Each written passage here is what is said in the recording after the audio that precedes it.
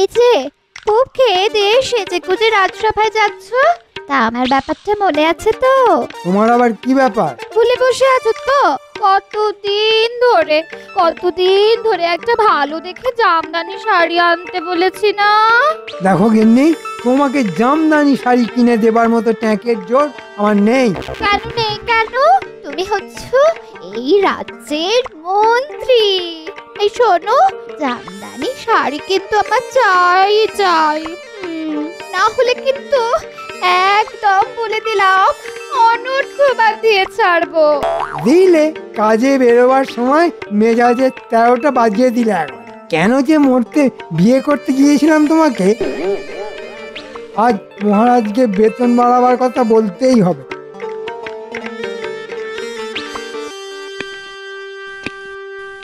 আরে এসো এসো মন্ত্রী, তা বলি শরীর স্বাস্থ্য ভালো তো?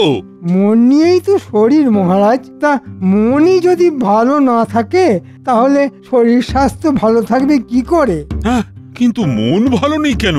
কি করে থাকবে মহারাজ? যা বেতন পাই তাতে তো নুন আনতে পান্তা ফুরিয়ে যায়, সেই নিয়ে তো সংসারে নিত্য অশান্তি। এ আবার কিরকম কথা মন্ত্রী? আমার রাজসভার সকল সদস্যের থেকে তুমি বেশি বেতন পাও। কিন্তু তাতেও যে চলে না মহারাজ। ওই যে একটা কথা আছে না, যে ছেলে বেশি পায় সেই ছেলে আরো চায়। দেখো গোপাল, কথা হচ্ছে রাজা আর মন্ত্রীর মধ্যে। সামান্য এক ভাঁড় হয়ে তুমি এর মধ্যে নাক গলাতে আসছো কেন? আসলে আপনার কথা শুনে না নাকটা বড় সুরসুর করে উঠল। গোপাল যতই টিপ্পনি কাটুক না কেন, এবার কিন্তু আমার বেতন বাড়াতেই হবে মহারাজ। সম্ভব নয়। একে তো এতগুলো লোকের বেতন জোগাতে গিয়ে আমি জেরবার হয়ে যাচ্ছি, তারপরও আবার বাড়তি বেতনের বোঝা। না মন্ত্রী না, যা পাচ্ছ তাতেই মানিয়ে নাও। তাহলে রাজসভার 2-1জনকে ছাঁটাই করে দিয়ে সেই বেতনটা আমাকে দিয়ে দিন। তা কাকে ছাঁটাই করবো শুনি? গোপালকে করুন। সত্যি কথা বলতে কি, রাজসভায় এসে ভুঁড়ি আর টাক দেখানো ছাড়া ওর তো তেমন কোনো কাজ নেই। কিন্তু এই ভুঁড়ি আর টাকের মধ্যে যে বুদ্ধি আছে সেটা তো আপনার নেই মন্ত্রী মশাই। বেশ, ঠিক আছে, হয়ে যাক একটা বুদ্ধি পরীক্ষা। এমন একটা জিনিসের নাম বলো তো যে নিজে ভিজেও আমাদের শুকিয়ে রাখে। খুব সোজা মহারাজ, ছাতা।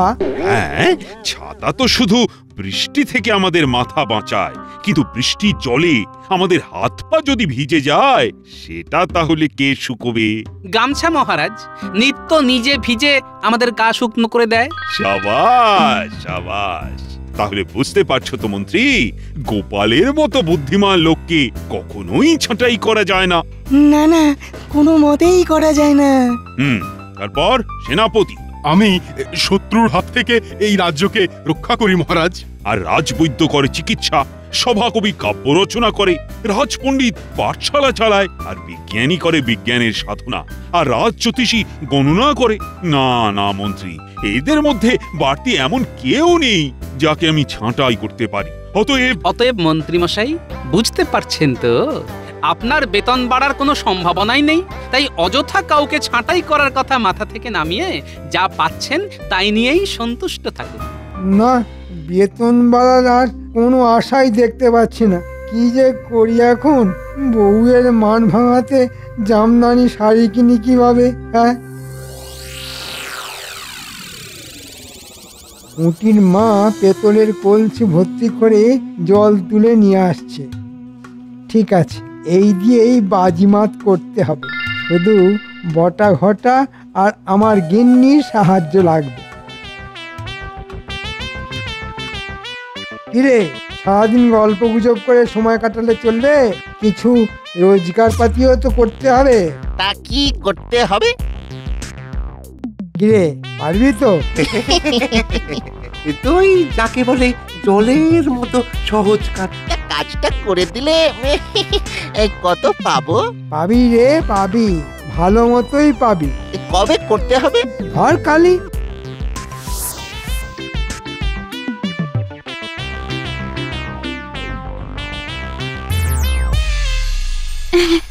কি গো, আমার জামদানি শাড়ি এনেছো?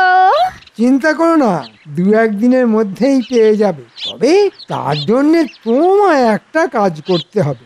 আমাকে আমাকে কাজ করতে হবে? তা কি কাজ শুনি? ওই তো জলের ধারে বসে জলের মতো সোজা কাজ একটা, মানে ঠিক কাজও নয়, শুধু একটু গল্প কর, ব্যাস। আর ঠিকঠাক করতে পারলে শুধু জামদানি শাড়ি কেন, তার সাথে সোনা হিরে কিছুরই অভাব থাকবে না তোমার। বাবা রে বাবা, কি দুষ্ট বুদ্ধি তোমার মাথায়।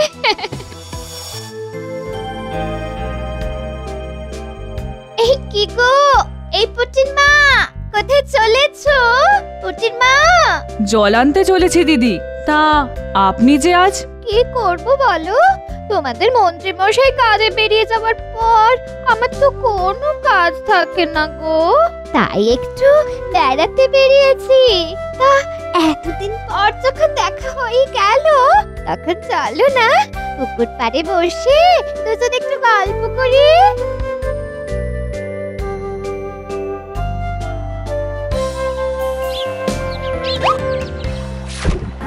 তা বলো পুটির মা, তোমার ঘর কন্যা কেমন চলছে? ওই একরকম, মানে আমাদের মতো গরিবদের ঘরকন্যা যেমন চলে আর কি। এই দেখো দেখো, পুকুরের জলের দিকে তাকিয়ে দেখো, কত বড় বড় রুই কাতলা কেমন ঘুরে ঘুরে বেড়াচ্ছে। ওই ওই ওই ওই দেখো। কোথায়? ও হ্যাঁ হ্যাঁ, ওই তো পুকুরের একেবারে মধ্যেখানে। ওই যে দেখো দেখো দেখো দেখো।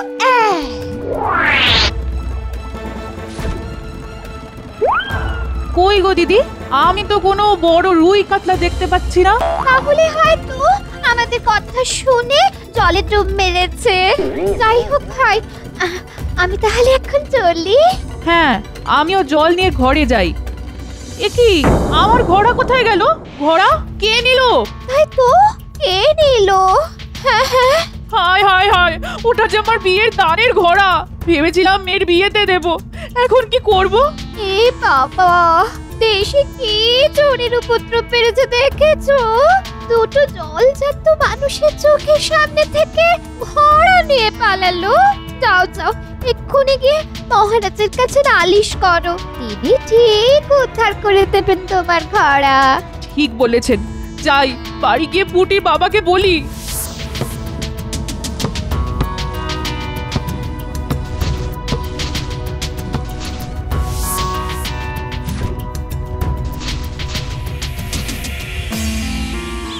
যাক বাবা, ভালোই ভালোই সব কাজ মিটে গেল। হ্যাঁ, মন্ত্রীমশাই যেমন যেমন বলেছিলেন ঠিক তেমন তেমন করে দিলাম। চল চল, এখন ওই মন্ত্রীমশাইকে বলে পাওনাগুলো নিয়ে আসি। চল চল।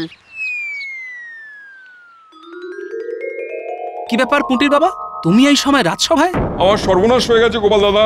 মহারাজ, পুকুর পাড় থেকে আজ আমার পেতলের ঘোড়া চুরি হয়ে গেছে। তা কি করে হলো? আগে মহারাজ, রোজকার মতো আজও পুটির মা ঘোড়া নিয়ে পুকুর থেকে জল আনতে গিয়েছিল। পথের মধ্যে মন্ত্রী মশাই স্ত্রীর সঙ্গে দেখা হয়েছিল, দুজনে মিলে পুকুর পাড়ে বসে একটু গল্প করছিল। তারপর হয়তো কথা বলতে বলতে পুটির মা একটু অন্যমনস্ক হয়ে পড়েছিল, আর সেই সুযোগে কেউ এসে আমার মন চকচকে ভারী পেতলের ঘোড়াটা নিয়ে পালিয়ে গেছে। কি বলছো? দিনে দুপুরে এমন ছিচকে চুরি? না না না না, এ তো ভালো কথা নয়। সেনাপতি, এক্ষুনি পেয়াদা রক্ষীদের পাঠাও। যেমন করে হোক ওই ঘোড়া কিন্তু খুঁজে বের করা চাই। পেয়াদা আর রক্ষীরা কি করবে মহারাজ? যে চুরি করেছে সে নিশ্চয়ই এতক্ষণে ওই ঘোড়া হয় বিক্রি করে দিয়েছে, নয়তো গোপন কোনো জায়গায় লুকিয়ে ফেলেছে। হ্যাঁ, কথাটা খুব একটা মন্দ বলনি। তাহলে কি করা যায়? আমি বলি কি, রাজ জ্যোতিষী একবার গণনা করে দেখুন না ওই ঘোড়া কোথায় আছে। একেবারে ঠিক কথা বলেছ মন্ত্রী। রাজ্যোতিষী, তুমি একবার গণনা করে দেখো তো ওই ঘোড়া এখন কোথায় আছে। তারপর না হয় সেপাই আর রক্ষী পাঠিয়ে ওই ঘোড়া উদ্ধার করে নিয়ে আসা যাবে। এতদিন তো রাজ্যোতিষীর কাজ ছিল গণনা করে রাজ্যের ভালো সময় আর মন্দ সময়কে বলে দেওয়া। শেষকালে তাকে দিয়ে ঘোড়া চুরির গণনা? হ্যাঁ, রাজ জ্যোতিষীকে দিয়েই ঘোড়া চুরির গণনা। ওকেই গণনা করে বলে দিতে হবে ঘোড়া কোথায় আছে। পারলে বুঝবো ও ঠিকঠাক গণনা করতে পারে, আর না পারলে? আর না পারলে বুঝতে হবে ও একটা অকম্মার ঢেকি। ঠিক আছে, আমি গণনা করে দেখছি। কেঁদো না পুটির মা, কেঁদো না। এই বলি, এই পুটির বাবা তো মহারাজের কাছে গেছে। এই দেখো, মহারাজ ঠিক খুঁজে বের করে দেওয়ার ব্যবস্থা করবেন। হ্যাঁ, কিন্তু যদি খুঁজে না পাওয়া যায়, হায় হায়, কেন যে মরতে মন্ত্রী মশাইয়ের বউয়ের সঙ্গে গল্প করতে বসলাম।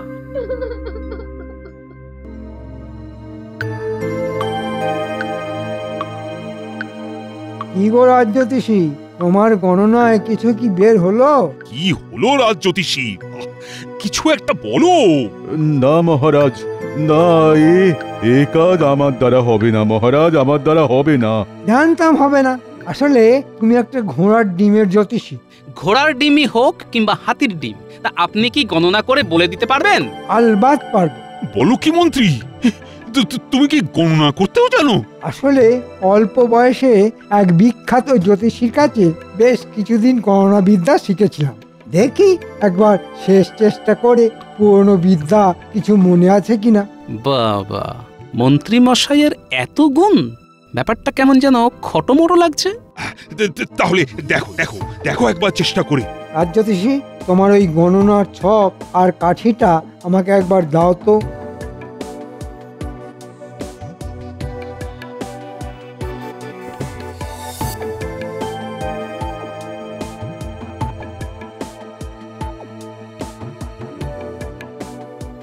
ওমা, আর কেঁদো না।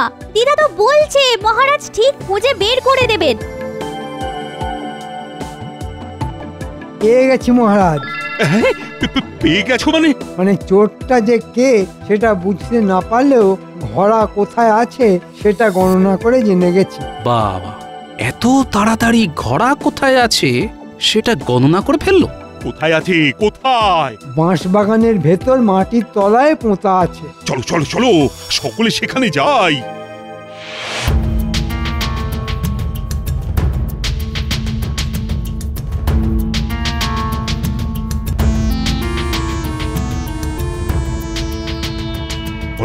বলো তো ঠিক কোনখানটায় পোঁতা আছে?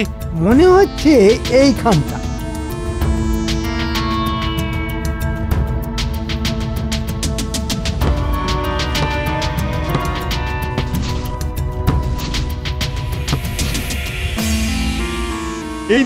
এই তো আমার ঘোড়া। মন্ত্রী, ধন্য ধন্য তুমি, ধন্য তোমার গণনা।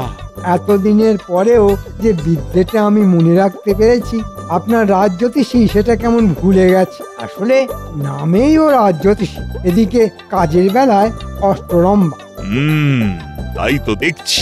ওকে তাড়িয়ে দিন মহারাজ, আর ওর বেতনটা আমাকে দিয়ে দিন। আমি একলাই মন্ত্রিত্ব আর রাজ্যতীষীর দায়িত্ব সামলে দেব। ঠিক আছে, বেশ, তাই হবে। এমনটা করবেন না মহারাজ, এমনটা করবেন না, তাহলে আমি যে না খেতে পেয়ে মরে যাব। এতক্ষণে ব্যাপারটা খানিকটা হলেও পরিষ্কার হলো, কিন্তু ঘোড়া চুরি যাবার পেছনে মন্ত্রী যে কলকাঠি নেড়েছে তার প্রমাণ না পেলে তো কিছুই করা যাবে না।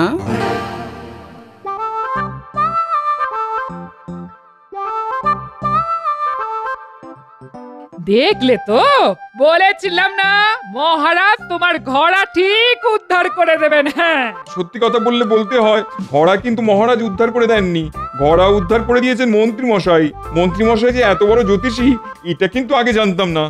এটা অবশ্য ঠিক কথা। এই শোনো, এবার আমি বাড়ি যাই। হ্যাঁ, পৌঁছে দিয়ে আসি। না না না, আমি একলাই চলে যেতে পারবো গো।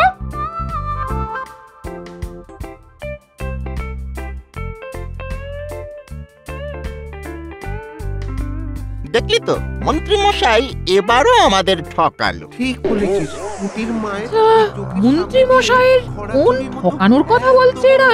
কঠিন কাজ করে দিলাম, আর পারিশ্রমিক ওই মাত্র 1 টাকা। দাঁড়া না, এরপর আর কোনো কাজ করতে বললে এমন ঝোলাবো না। ওরে বাবা, বেশ গোলমেলে ব্যাপার মনে হচ্ছে। হ্যাঁ, বাড়িতে গিয়ে বুড়োকে সব বলতে হবে দেখছি।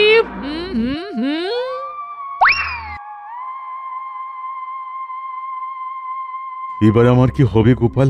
হ্যাঁ, আমার চাকরি চলে গেলে আমি যে পথে বসে যাব।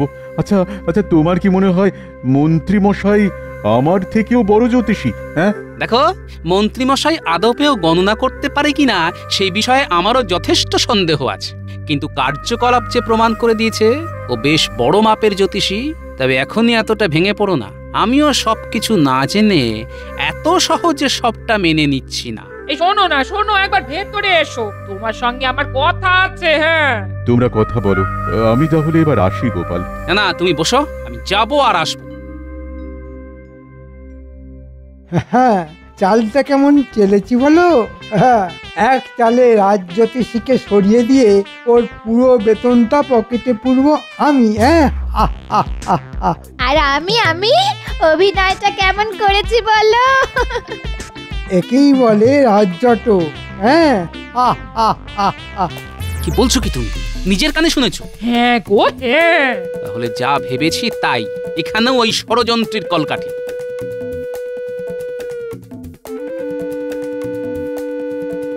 চলো রাজজ্যোতিষী, একবার মহারাজের কাছ থেকে ঘুরে আসি।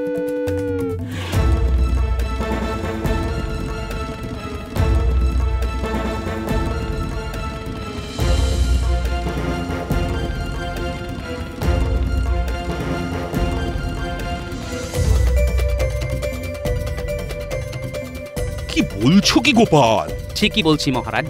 কিন্তু হাতে নাতে প্রমাণ ছাড়া মন্ত্রীর বিরুদ্ধে তো আমি কোনো ব্যবস্থা নিতে পারি না গোপাল। ঠিক আছে, কটা দিন অপেক্ষা করুন। ঘটনার ল্যাজটাকে যখন ছুঁতে পেরেছি তখন মাথাটা চেপে ধরতে কতক্ষণ?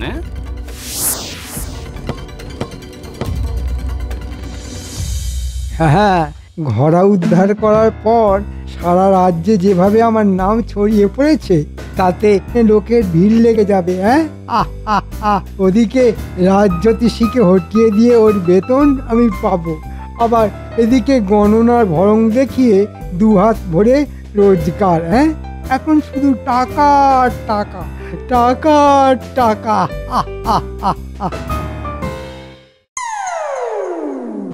মন্ত্রী, শুনলাম তুমি নাকি একটা ভাগ্য গণনার দোকান খুলেছো। ঠিকই শুনেছেন মহারাজ, আসলে আমি খুলতে চাইনি, কিন্তু আমার সুপ্ত আর লুপ্ত প্রতিভার পরিচয় পেয়ে মানুষজন এসে এমন করে ধরলো যে। তা কোথায় ধরলো মন্ত্রী মশাই? হাত না পা? একেবারে ফরম কাটবে না গোপাল, ক্ষমতা থাকলে এমন একটা কাজ করে দেখাও না। হ্যাঁ, দেখাবো দেখাবো, সময় হলে ঠিক দেখাবো। তবে আমি দেখাতে শুরু করলে আপনি সামলাতে পারবেন তো? ঠিক আছে, দেখাও, যত ইচ্ছে দেখাও, তোমার মুরদ আমার জানা আছে।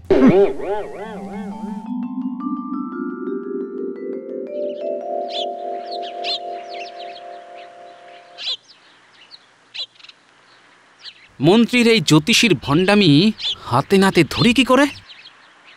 রে খুপে, কোথায় গেলি? ও মা, কাকিমা, এতদিন পর মেয়েকে বুঝি মনে পড়লো? মনে তো সবই পড়ে মা, কিন্তু এতটা দূর বহু কাল তাই আশা হয়ে ওঠেনি। আমি কিন্তু জামাইয়ের কাছে একটা আর্জি নিয়ে এসেছি। বলুন। এই যে আমার ছেলে লেখাপড়ায় খুব ভালো আর অঙ্কে খুব মাথা। তাই নাকি? কিন্তু দুঃখের কথা কি, আমাদের ওখানে ভালো কোনো চাকরি পাচ্ছে না। আর তোমার সঙ্গে তো তোমাদের মহারাজের খুবই ভালো সম্পর্ক। তা দাও না বাবা, মহারাজকে বলে কইয়ে তোমাদের রাজবাড়িতে একটা চাকরি করিয়ে দাও। ঠিক আছে, ঠিক আছে, করে দেব। তবে তার আগে একটা কাজ করতে হবে। বলুন না কি কাজ? যা বলবেন সব করতে রাজি আমি। আমার দেখিয়ে দেওয়া এক জ্যোতিষীর কাছে গিয়ে তোমাদের বলতে হবে যে তুমি লেখাপড়ায় খুব দুর্বল আর অঙ্কে একেবারে মাথা নেই। তাতে কি হবে? মহারাজের সামনে ওই বুজরুকের সব ভণ্ডামি ফাঁস হয়ে যাবে, আর খুশি হয়ে মহারাজ তোমাকে চাকরি দেবেন। বুঝতে পেরেছি, বুঝতে পেরেছি। আমি তাহলে চট করে মহারাজকে খবরটা দিয়ে আসি। বাবা, বলুন কি চাই? এই যে আমার ছেলে, এতটা বয়স হয়ে গেল, গোফ দাড়ি চেচে চেচে গালে কড়া পড়ে গেল, অথচ এখনো পাঠশালার পড়াটাও শেষ করে উঠতে পারলো না। আপনার খুব নাম শুনে ওই ভাগ্যটা গণনা করাবার জন্যে আপনার কাছে এসেছি। হয়ে যাবে, সব হয়ে যাবে। নিন, বসে পড়ুন।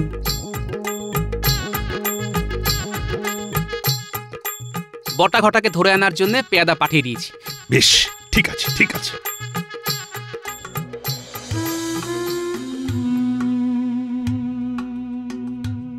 যা বুঝলাম তাতে ওর সর্বস্থানে শুধু শনি আর রাহু বিরাজ করছে। তবে ভালো মতো খরচ করলে ওর সর্বস্থানে শনি আর রাহুকে হটিয়ে দিয়ে সূর্য আর বুধকে বসিয়ে দেব। দেখবেন 1 বছরের মধ্যেই ও কেমন বিদ্বান হয়ে উঠবে। কাকে বিদ্বান করবেন মন্ত্রী মশাই? ও তো এমনিতেই বিদ্বান। তুমি কি করে জানলে? ও যে আমার নিজের খুড়তুতো শালা। আপনার ভণ্ডামি ধরার জন্য এটা ছিল আমার ফাঁদ। ছি ছি মন্ত্রী, তুমি এতটা নীচ, এত বড় ভণ্ড। না মহারাজ, এই গণনায় আমার হয়তো কিছু গড়বড় হয়ে গেছে, কিন্তু পুঁটির মায়ের ঘোড়া উদ্ধার করে দেবার মতো সেই ঐতিহাসিক ঘটনার কথাটা একবার মনে করুন মহারাজ। কিরে মূর্তিমানের দল, নাহলে এমন মার খাবি না। এই বলছি বলছি বলছি বলছি সব বলছি। আসলে আসলে মন্ত্রী মশাইয়ের কথায় আমরাই ওই ঘোড়া চুরি করে বাঁশবাগানে পুঁতে এসেছিলাম। মন্ত্রী! এ বাবা, পেট মোটাটা যে সবকিছু হাতে নাতে ধরে ফেললো। ওরে বাবা, ওরে বাবা, ধরো চোরটাকে ধরো। ওরে বাবা, প্রাণ বাঁচাতে তুমি ছাড়লে বাড়ি, কিন্তু আমার জামদানি শাড়ি।